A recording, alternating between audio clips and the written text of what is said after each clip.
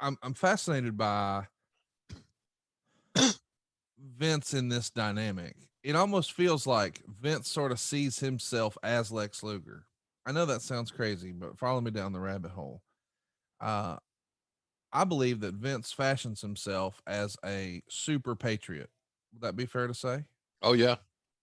So in my head, hey, I'm your hero. I'm a man of the people. I'm all about America. I've got this great physique. I can defeat these other guys from these other countries. And but he's even forcing the word hero here in the song, where he's trying to reiterate, hey, this is our top guy. This is our baby face. He is our protector. He is our superhero, if you will.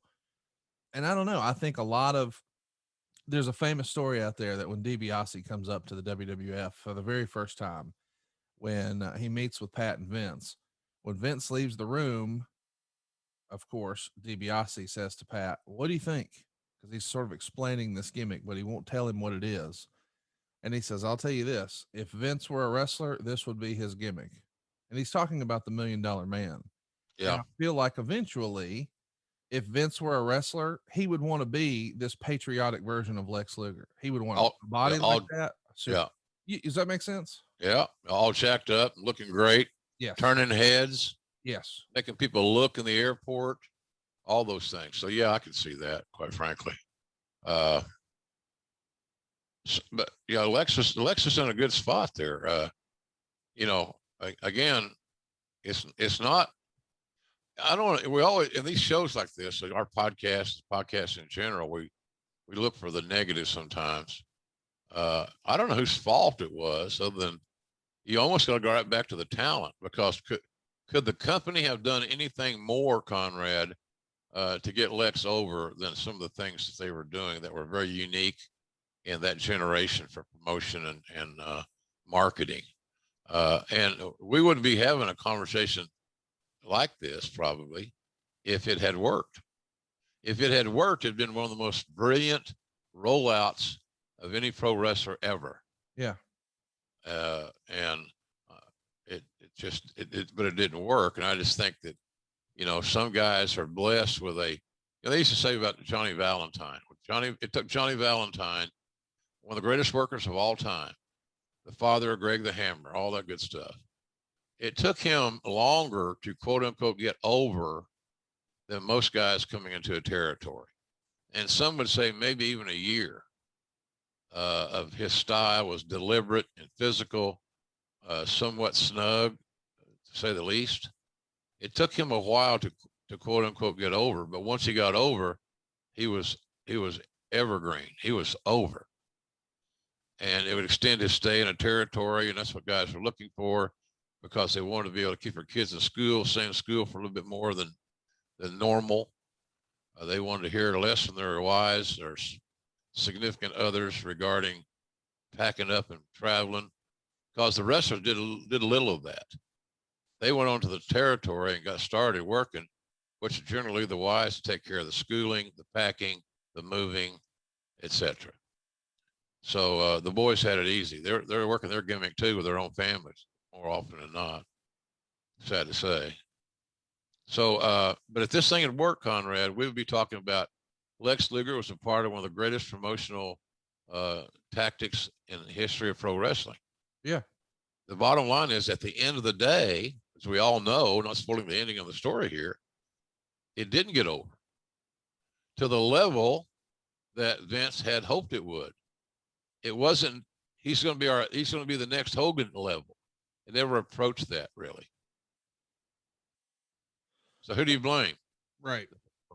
Promotion, or this the fact that talent didn't connect? And I believe it's the latter. And that's not a knock on Lex. I'm like you. I admire Alexis where he is in his life right now, and he's changed his demeanor and his philosophies. He's found the Lord, and he's comfortable and he's happy, and that's really all that matters. If you're happy, Yeah. and he seems to be happy living in a life that a lot of us would not have a hard time being happy in. So I don't know, man. I think that at the end of the day, the rush to get Lex over, some talents react well and are responded to well when they got the heavy push. Yes. There's that fucking word again. But let's be honest about it. At the end of the day, it's got to be the talent that connects to the audience. And Lex had an issue there, and I think we force fed him a little too much to where you start getting that backlash. Think about how the perfect babyface push was for the Rocky Maivia, and the people shit all over it. Too much. Let me up. And I think that's kind of where we were. Lex was in a let me up situation, but you know, everybody was going to full speed ahead, and here we go, and damn the torpedoes. So I thought it was that might have been part of the situation too. Too much too soon. Well, let's get to how we get going. Meltzer would we're going to talk about SummerSlam. That's the big payoff, right? So we start with 4th of July. We're marching towards SummerSlam. We've got the Lex Express. We're hoping that our hero Lex Luger can conquer the evil Yokozuna. Yep. And it's supposed to be a big celebration. It does feel like with this kind of a big push, you know, the cross promotional tour all over the country, a music video, et cetera, 2 months of this feels like, oh, well, he's the top guy. He's the Hulk Hogan. He's going to win the big belt, and he's got a world title shot at SummerSlam. So here we are. And Meltzer would say a guy called Lex Luger, who lost so much weight, he looked like he was really staying lane, showed up. Seriously, Luger looked right about 230, which is about a 65-pound drop in the past year and 30 pounds down in only the last few weeks. Yokozuna dominated most of the match and got one near fall after another. Finally, Yoko missed the bonsai drop. Luger hit a body slam, punched Mr. Fuji, removed his protective elbow pad, and hit Yoko with a clothesline, sending him to the floor for the count-out finish, enabling him to keep the title in 17:58. Balloons were let loose, and the Steiners and Tatanka hit the ring. A great video played with Luger largely from his bus trip, and after the video was over, Yoko was still knocked out, and Jim Cornette was trying to revive him. They attempted too strongly to not emphasize the idea that Luger hadn't won the title, although it was touched on in passing at the end of the broadcast. 2 3/4 stars. In hindsight, it feels like WCW all over again, does it not? Here we are. We've got a chance to make him, and then we just don't. Yeah, I don't understand why the belt didn't change hands. You built to it. Yeah. People are expecting something along those lines, not a count-out finish. Right. I was not on the TV crew that night. I was with Monsoon up in the nosebleeds doing radio. So Monsoon and I did that show for radio, and Gorilla was neither one of us knew the finishes. Again, as I said many times, I work better when I don't know. I don't think Gorilla's gave a shit. Right. He felt that Lex was not going to get over. And then when he saw the finish, which was news to both of us, it kind of confirmed what he said. You know, he can't get over being booked like this. Yeah. You built it all up. You set the table nice and neat, pretty, place settings, all the silverware match, plates, all this stuff, beautiful. And then you pull the